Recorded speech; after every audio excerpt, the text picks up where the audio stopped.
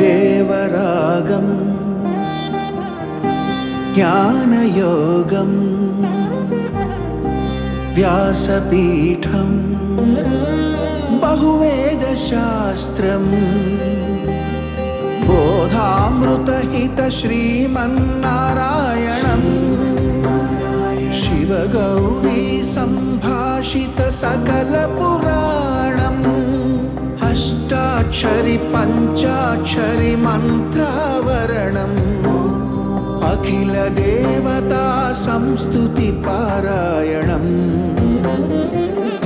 జయమంగళకరమీ ప్రవచన శ్రవణం అనుదినము శుభము సుఖము జీవన గమనం దేవరాగం జ్ఞానయోగం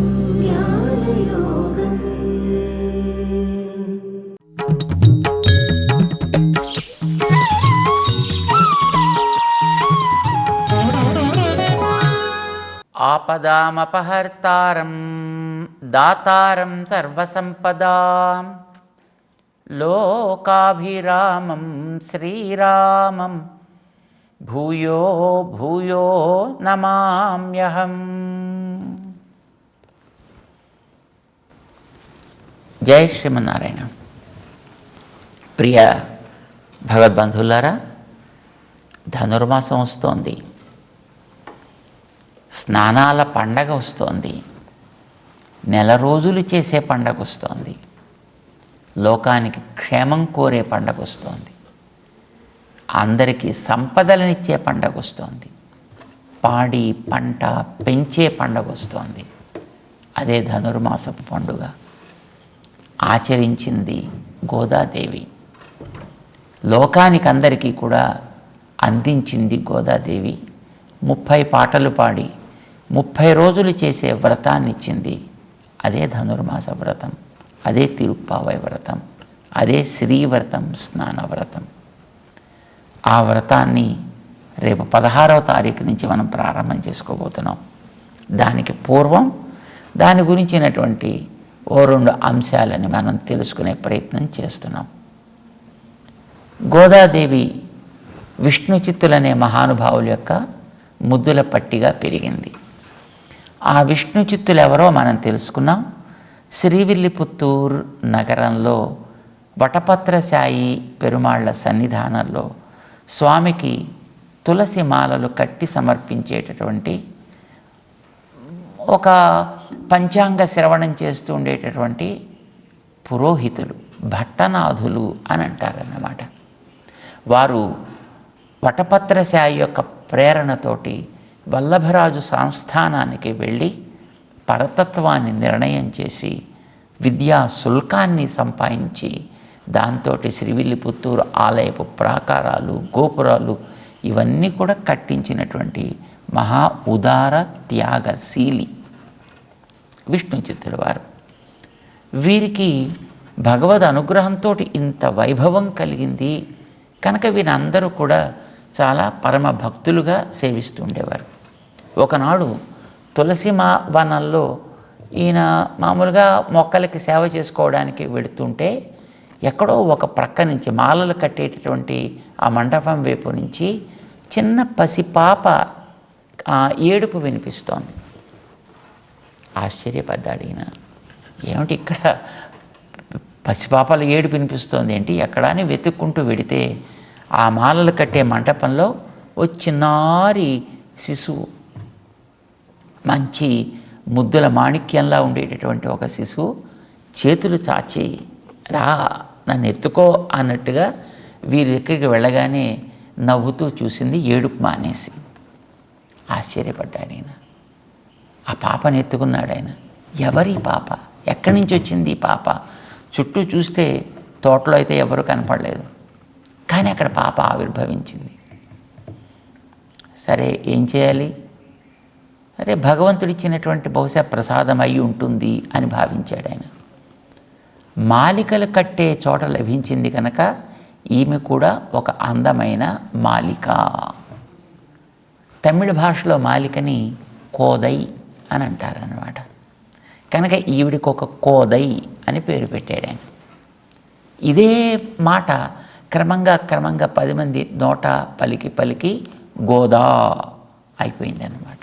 యశోదమ్మ శ్రీకృష్ణుణ్ణి ఎలా పెంచిందో, ఎంత అద్భుతంగా పెంచిందో, ఈ పిల్ల మీద కూడా అంత ప్రేమతోటి అంత అద్భుతంగా పెంచుకుంటూ ఉండేవారు. అల్లారు ముద్దుగా పెరుగుతుంది పాప. సాధారణంగా మనందరికీ ఇళ్లలో తెలుసును, ఆ పిల్ల పుడితే, ఆ ఆడపిల్ల పుడితే ఆ పిల్లకి చక్కగా మగవాడి పేరు పెట్టుకుని మగవాళ్ళలాగా వేషం వేసుకుని తల్లిదండ్రులు సంతోషపడుతుంటారు. మగ పిల్లవాడు పుడితే వానికి చక్కగా అప్పుడప్పుడు జడలు వేసి పువ్వులు పెట్టి మంచి కాటుకలు గట్రా పెట్టి ఆ రకంగా ఆనందిస్తుంటారు. ఇది తల్లిదండ్రులకి ఆ పిల్లల మీద ఉండేటువంటి ప్రేమకి ఒక సూచిక కదా. ఇలాగా ఈ పిల్లకు కూడా కృష్ణుడిలాగా మంచి అలంకరణ చేసుకుని కృష్ణుడికి చేసేటటువంటి ఆభూషణాలన్నీ కూడా సమర్పణ చేసి నెమలి పింఛం లాంటిది, గురువింద గింజ పూసల మాలిక లాంటివన్నీ కూడా ఈ పిల్లకి కట్టి తనని యశోదగా భావించుకుని విష్ణు చిత్తుల వారు ఆ పాపని కృష్ణుడిగా భావించి అద్భుతమైనటువంటి పాటలు పాడుకున్నారు. నిజానికి నందగోకులంలో ఉండేటటువంటి యశోదమ్మ శ్రీకృష్ణుడి గురించి అన్ని పాటలు పాడలేదో మనకి తెలియదు. శ్రీకృష్ణుడు అన్ని రకాల చిలిపి చేష్టలు చేశాడో లేదో కూడా మనకి తెలియదు. కానీ చిలిపి చేష్టలకైతే ఆయన మూల నిధి అనే విషయం అయితే మనం విన్నాం. శ్రీకృష్ణుడి భావనతోటే ఈ పాపని పెంచడం చేత ఈ పాప కూడా అదే రకమైనటువంటి స్థితిలో క్రమంగా పెరుగుతూ ఉండేది. మంచి చురుకైనటువంటి పిల్ల, రకరకాలైనటువంటి అల్లరి చేష్టలు చేస్తుంటే కృష్ణుణ్ణి యశోదమ్మ ఎంత కష్టపడి పిలిచి వేడివేడి చారుబొబ్బ తినిపించాలంటే వెండి గిన్నెలో పెట్టి చక్కగా నెయ్యి కలిపి గోరుముద్దలు చేసి రకరకాలుగా కాకిని చూపించి దాయిదాయిని చూపించి ఆవుని చూపించి ఎలాగైతే చేసేవాళ్ళో అదే క్రమంలో వీరు ఈ గోదాదేవిని పెంచేవారు. కనుక చిన్నప్పటి నుంచి కృష్ణుడి మీద వల్లమాలినటువంటి ప్రేమని పెంచుకుంది ఈ కోదై. చిన్నపిల్ల పెరుగుతోంది. సహజంగా చిన్నపిల్లలు కొంచెం అల్లారు మరీ ముద్దుగా పెంచుతుంటే కొంచెం చిలిపి చేష్టలు కూడా ఎక్కువగానే చేస్తుంటారు, అల్లరి పనులు చేస్తుంటారు. ఇలాంటివన్నీ కూడా ఈ పిల్ల చేస్తూ ఉండేది. పాపం విష్ణు చిత్తుల వారికి అది భలే సరదాగా కూడా అనిపించేది. ఒక్కొక్కసారి ఈయన తనని యశోదగానే నిజంగా అనుకునేవారు, ఆ భావనలో మునిగిపోతూ ఉండేవారు అన్నమాట. సరే, ఈవిడ క్రమంగా పెరుగుతూ కృష్ణుడి మీద కలిగినటువంటి ప్రేమతోటి ఒకనాడు ఓ చిన్న సంఘటన జరిగింది. సాధారణంగా ఈయన పొద్దున్నే ఆ తులసి అంతా తీసుకొచ్చి దాంట్లో శుద్ధి చేసి దాన్ని అందంగా మెత్తగా మాలలుగా కట్టి బుట్టల్లో పెట్టి తీసుకువెళ్ళే ఒక క్రమం ఉంటుంది. ఈ ముఖానికి కూడా ఇలాగ వాసం కట్టుకోవాలి. ఇప్పుడు ఇవాళ మనం మాస్క్ అంటున్నామే, ఇలాంటి మాస్క్ అనేదానికే వాసము అని పేరు. ఈ వాసం కట్టుకుని అంతా చేసేవారు. ఇప్పుడు తులసి అంటే ఒక్క తులసి మాలలే కాదు కదా, తులసి మాలతో పాటు మల్లె పువ్వులు ఉంటాయి, సన్నజాజులు ఉంటాయి, విరజాజులు ఉంటాయి, చామంతులు ఉంటాయి, 100 వరహాలు 1000 వరహాలు ఏదో అంటుంటారు. ఇలాంటివి ఎర్రగా పచ్చగా ఉండేటటువంటి పువ్వులు ఉంటాయి, గుత్తులుగా. సో ఇలాంటివన్నీ పట్టుకొచ్చి ఒక అందమైనటువంటి అమరిక. ఇప్పుడు తెల్ల పువ్వులు తులసి, మళ్ళీ పచ్చ పువ్వులు, మళ్ళీ తులసి, మళ్ళీ ఎర్ర పువ్వులు, మళ్ళీ తులసి, ఇలాగా అందమైనటువంటి మాలికలు ఎటు దాన్ని తాకినా గుచ్చుకోకుండా ఉండేటటువంటి క్రమంలో చక్కగా మాలలు గుచ్చేవారు. ఇవన్నీ బుట్టలో అందంగా చుట్టి పెట్టేవారు. కొన్ని విడివిడిగా పువ్వులు కూడా ఉండేవి, స్వామికి సమర్పణ చేసుకోవడానికి వీలుగా ఉండేట్టుగా అలా పెట్టేసి తర్వాత మళ్ళీ తోట పని చేసుకోవడానికి వెళ్ళిపోతుండేవారు ఈయన. అయితే ఈయన తోటకి వెళ్ళి ఆ తోట పని చేసుకొచ్చే లోపులో ఈ పిల్ల శ్రీకృష్ణుణ్ణి నేను ఎలాగైనా సరే చూడాలి, శ్రీకృష్ణుడితో నేను ఆడుకోవాలి, శ్రీకృష్ణుడిని నేను పొందాలి, ఈ కోరిక ఈవిడ మనస్సులో భలే పెరుగుతూ ఉండేది. సరే, నేను ఒకవేళ కృష్ణుడిని చేరినప్పుడు కృష్ణుడికి నేను ఈడు జోడుగా ఉంటానా ఉండనా, నేను సరిగ్గా ఆయనకి సరిపోతానా సరిపోనా, ఇది చూసుకోవాలి అని అనిపించి ఒకసారి ఈ పిల్ల ఆ తండ్రి గారు బుట్టలో కూర్చిపెట్టినటువంటి మాలికల్ని తీసుకుని అప్పుడప్పుడు తను వేసుకుని తమ ఇంట్లో ఉండేటటువంటి ఒక బావిలో తన యొక్క అందాన్ని చూసుకుని స్వామి యొక్క సౌందర్యానికి ఇది నేను సరిపోతానా, స్వామి యొక్క నిండుతనానికి నేను తోడుగా ఉండగలుగుతానా అని తన నీడని మాలలో అలంకరించుకొని నూతిలో చూసుకుని, సరే చూసుకోవడం అయిపోయిన తర్వాత మళ్ళీ ఆ మాలన్నీ తీసేయడం, మళ్ళీ మూట కట్టేయడం, దాంట్లో పెట్టేయడం, మళ్ళీ ఇంకా తన పని ఏదో తను చేసుకుంటూ ఉండడం. ఇది మంచా కాదా? దేవుడి కోసం పెట్టిన మాలల్ని మనం వేసుకోవచ్చా? అలా వేసుకుంటే ఎంగిలి మాలలు అయిపోవా అనే ఆలోచన కూడా లేనటువంటి చిన్ని వయస్సు కావడం చేత మనం రోజు ఇలాగే చేస్తూ ఉండేది.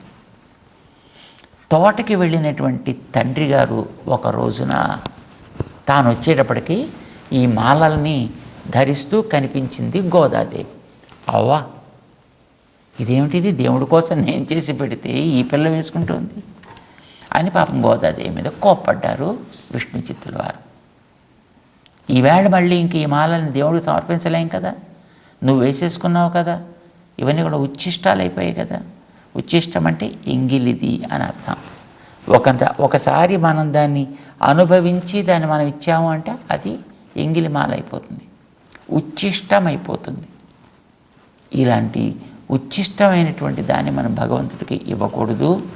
మనం కోసే పువ్వుల్లో, మనం కట్టే మాలల్లో వాసన కూడా మనం చూడకూడదు అని కదా రోజు మాలలు కట్టేటప్పుడు నేను ముక్కుకి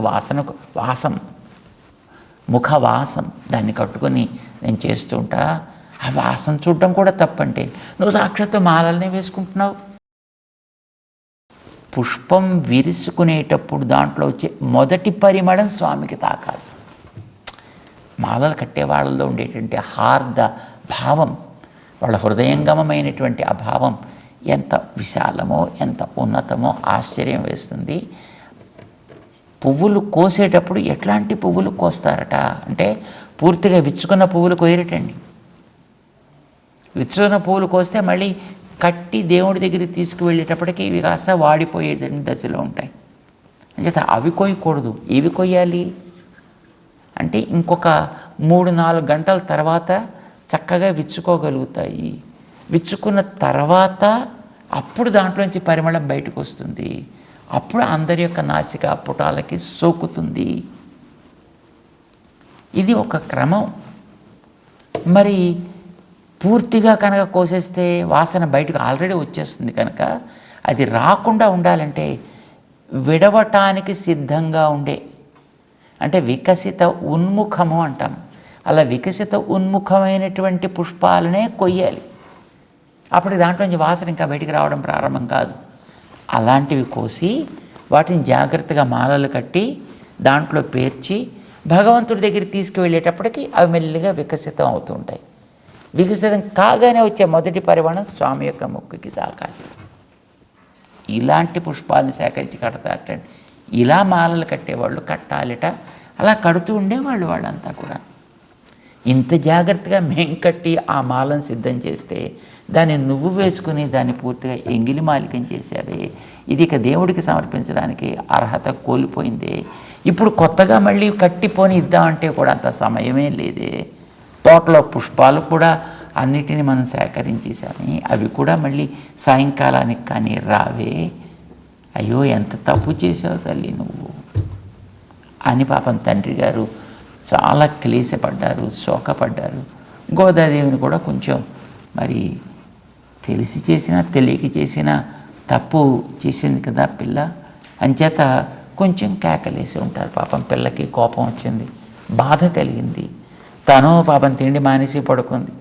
ఈయన తిండి మానేసి అయ్యో ఆ పిల్ల తిండి లేకుండా పడుకుందే అని చూస్తూ వీరు తిండి లేకుండా పడుకునేపటికి ఈయనకి నిద్ర పట్టిన తర్వాత స్వామి వటపత్ర సాయి వీరికి సాక్షాత్కరించి, మా అమ్మగారు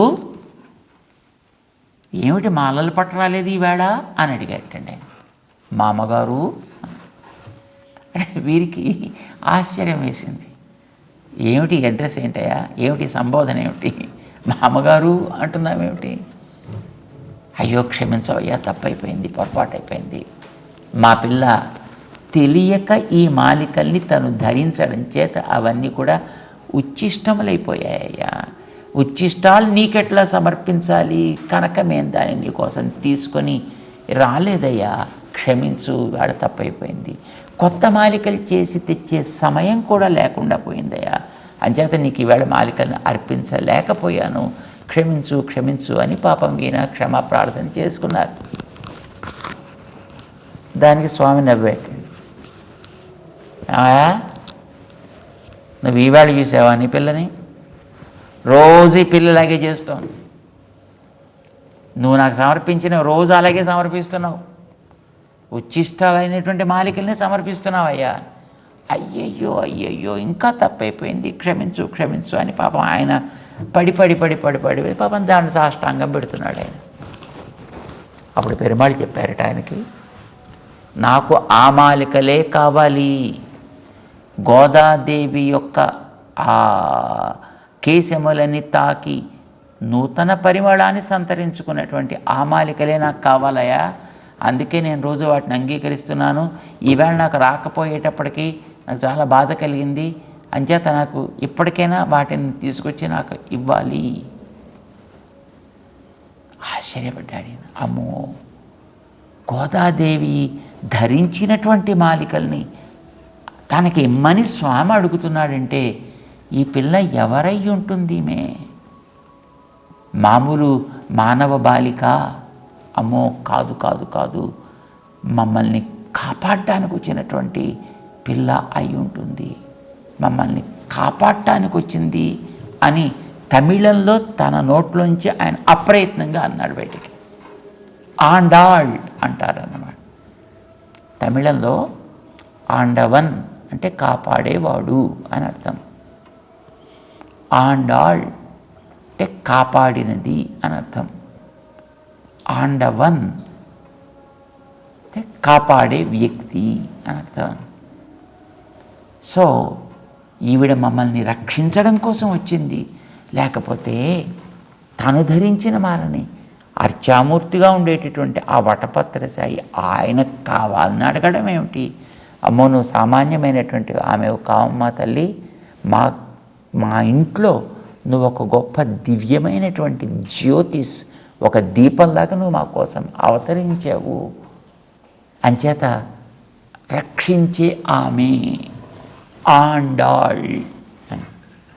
రక్షించువాడు అనాలి అని అన్నట్టయితే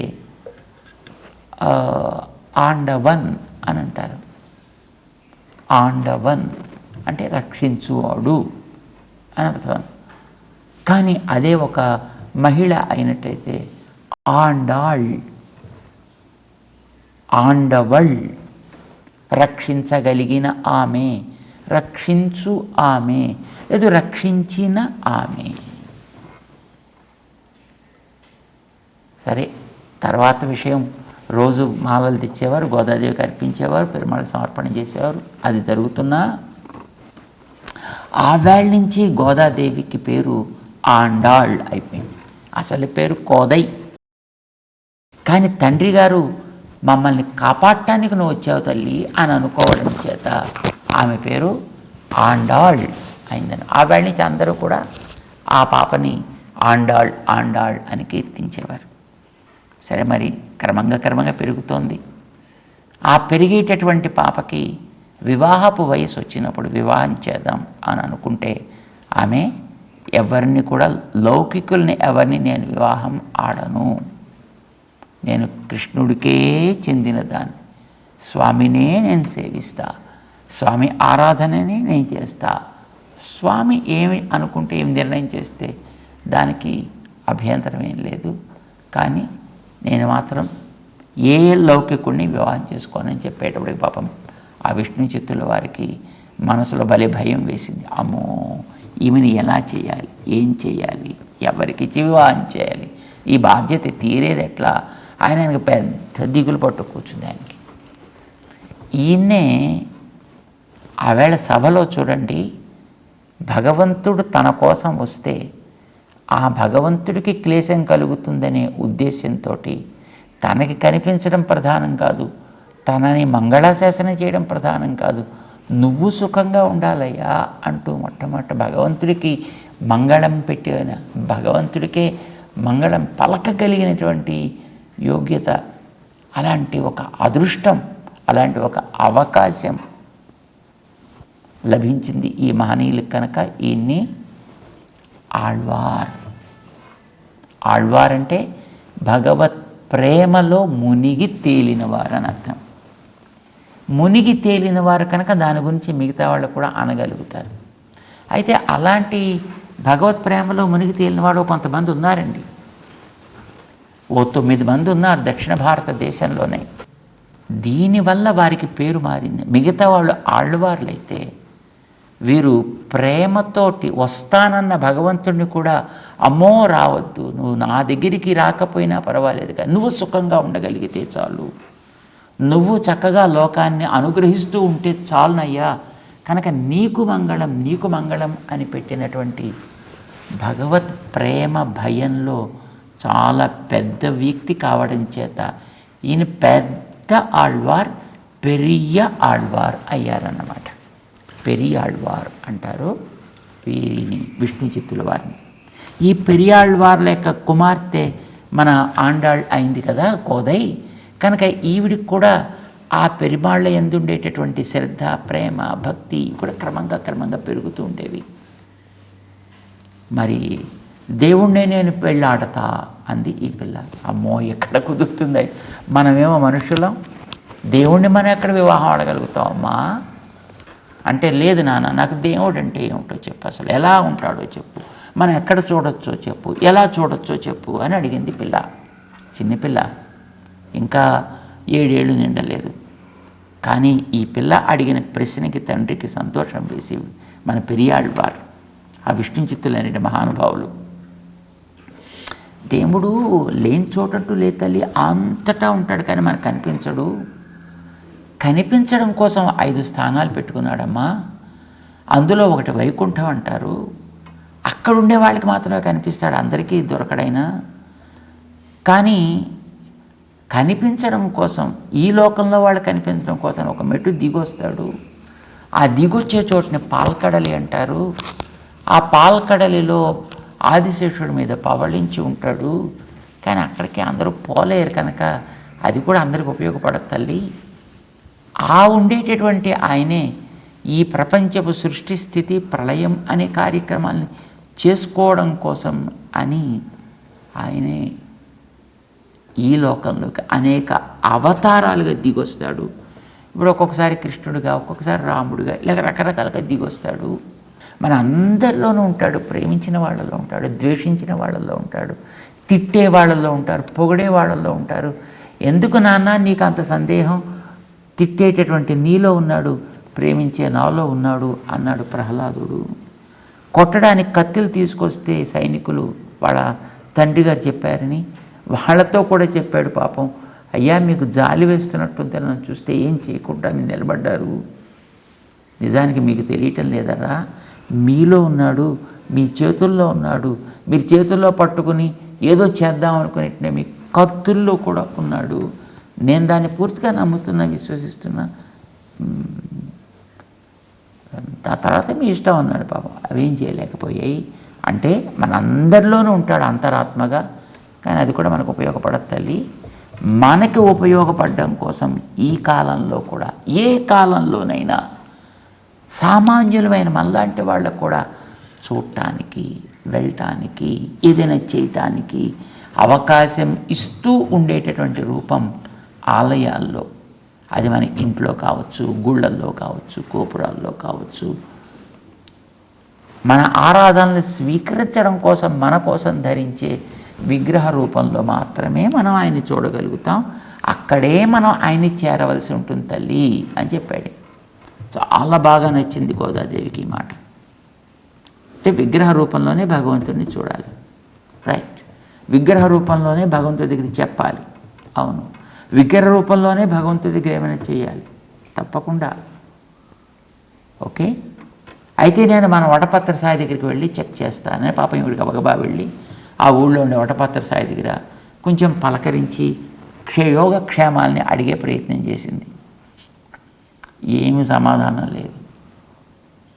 చాలా దిగులు కలిగింది ఈమెకి. అంటే మన కోసం వచ్చిన స్వామి అంటున్నారు, నాన్న పలకరిస్తే పలకడే, మాట్లాడిస్తే మాట్లాడే, సమాధానం చెప్పడే, కదలడే, ఉలకడే, పలకడే, అలానే ఉండిపోతున్నాడు. ఎలాగా ఈయన్ని మనం ప్రసన్నం చేసుకోవడం? అసలు ఎవరైనా ఇలా ప్రసన్నం చేసుకున్న వాళ్ళు ఉన్నారా? అసలు ఈయన ఇలా ఇంకా ఎక్కడెక్కడ ఉంటాడు అని అడిగితే గోదాదేవి మీద ఉండే ప్రేమ చేత అనేక దివ్య దేశాల్లో ఉండేటువంటి భగవత్ స్వరూపాన్ని ఎన్నింటినో చూపించాడు. అన్నింట్లోకి రంగనాథుడు అంటే గోదాదేవికి బాగా నచ్చింది. సో ఈయన్ని నేను పొందే ప్రయత్నం చేస్తా. సరే, కానీ అసలు ప్రయత్నం చేయడం ఎట్లా? ఈయన్ని పొందాలనుకున్న వాళ్ళు ఎవరైనా ఎప్పుడైనా పొందిన వాళ్ళు ఉన్నారా నాన్న అని అడిగింది ఆమె. ఓ ఉన్నారమ్మా. ఎవరు వాళ్ళు అంటే గోపికలు. ఎక్కడి వాళ్ళు? వాళ్ళు నందగోకులం వారు. ఎప్పటి కాలం వాళ్ళు? ఒక్క 100 ఏళ్ల ముందు వాళ్ళు. అప్పటికి 100 ఏళ్ళే. ఇప్పటికంటే మనకి 5100 సంవత్సరాలు గడిచింది, కానీ అప్పటికి 100 ఏళ్ళే గడిచింది గోదాదేవి పుట్టే నాటికి. 100 ఏళ్ల క్రితం తల్లి అంటే వాళ్ళంతా మరి కృష్ణుణ్ణి ప్రసన్నం చేసుకోగలిగారా? ఓ చేసుకోగలిగారు. ఎలా చేసుకోగలిగారు అని అడిగింది గోదాదేవి. గోదాదేవి వేసినటువంటి ప్రశ్నకి ఆనాడు నందగోకులంలో గోపికలు కృష్ణ అనుగ్రహాన్ని ఏ విధంగా పొందారో తండ్రి గారు గోదాదేవికి వివరించి చెప్పారు. ఏం చెప్పారో తెలుసుకుంటే మనం కూడా ఈ ధనుర్మాసం వైపు మెల్లగా సాగచ్చు. తెలుసుకుందాం. జై శ్రీమన్నారాయణ.